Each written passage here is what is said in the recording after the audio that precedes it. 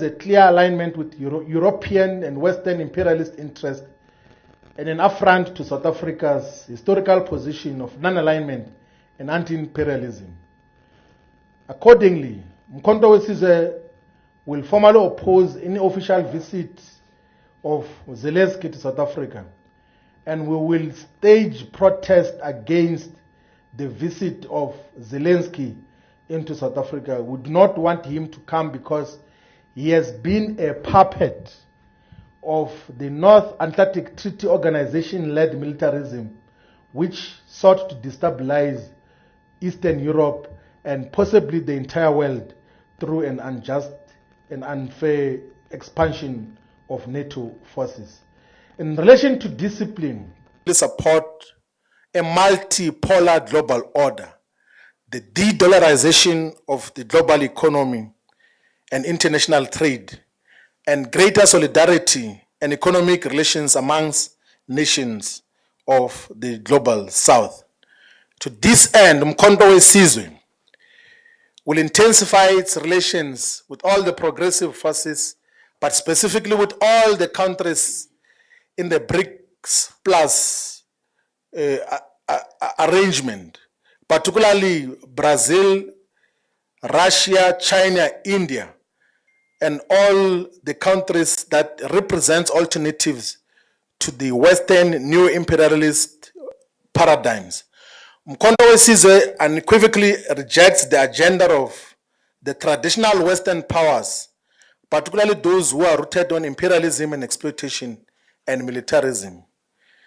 The United States of America continues to exhibit an aggressive neo-colonial posture as demonstrated and evident by its posture in supporting the Zionist state of Israel and its ongoing interference in South Africa's internal affairs. Not just interference and mischaracterization of the developments in South Africa. Mkhonto Wesizwe remains vigilant in analyzing these hegemonic maneuvers and the broader implications for African sovereignty and the global South's future.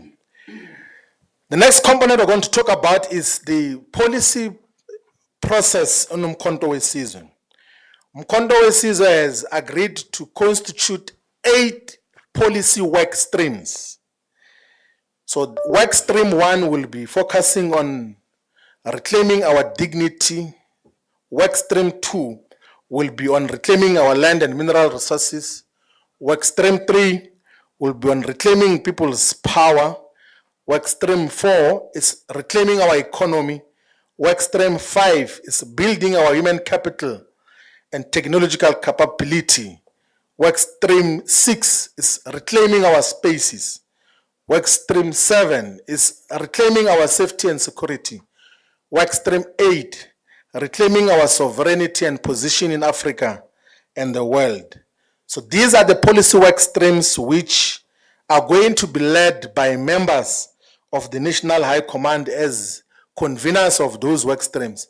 But they're going to be composed of course, other members of the National High Command, members of provincial detachments, MK public representatives, representatives of the MK Youth League, Women's League, and Students Movement, also representatives of the interreligious movement that associates with MK, representatives of traditional leaders, professionals, people with disabilities, military veterans and ex-combatants, and experts in different fields. So these work streams are going to enhance and get to solidify the policy positions and draft policies that already were presented and tabled to the National High Command. And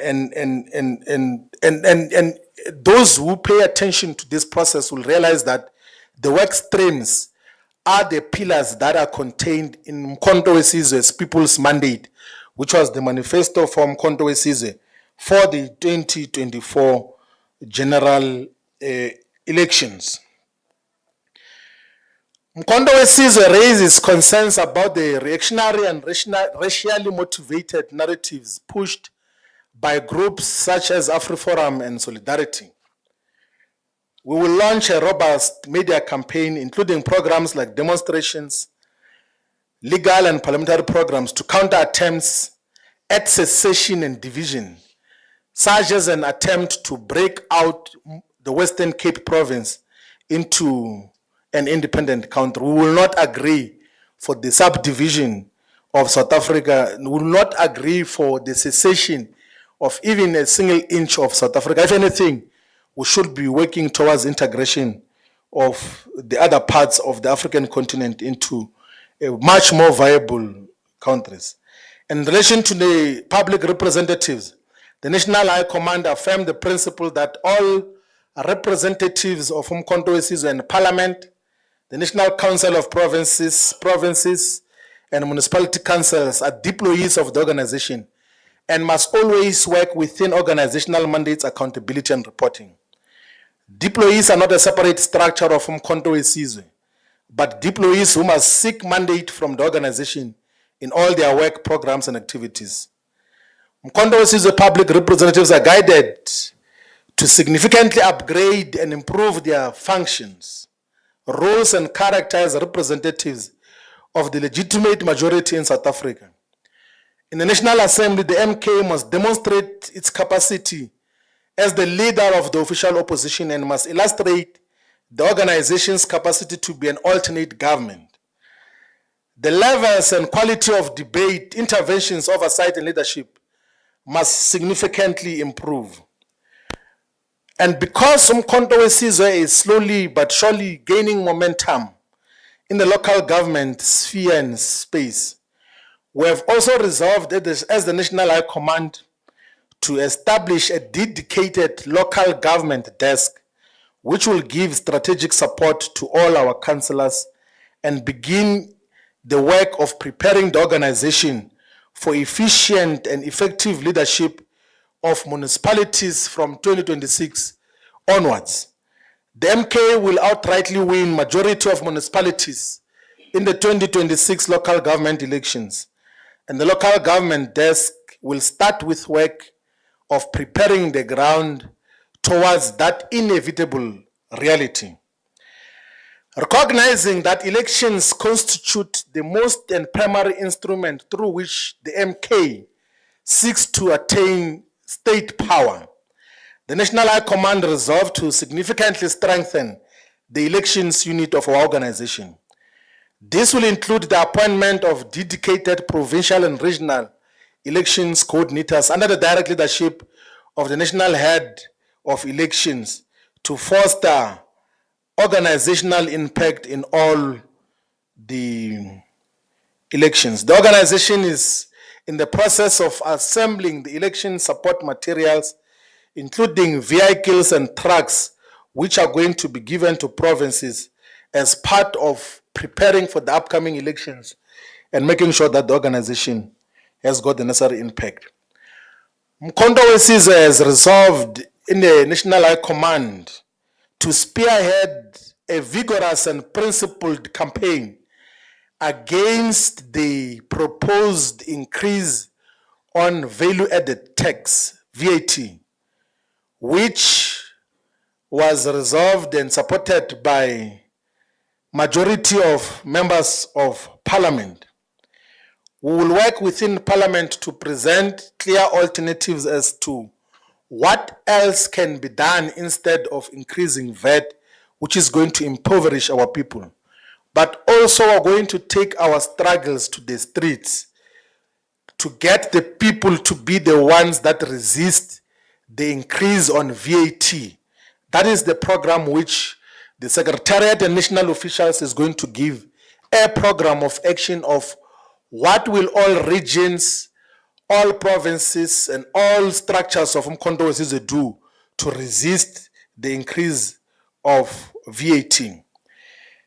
The other issue which Umkhonto weSizwe National High Command resolved on is to strongly condemn Mr. Ramaphosa's misguided decision to extend the invitation to Zelensky, the puppet president of Ukraine.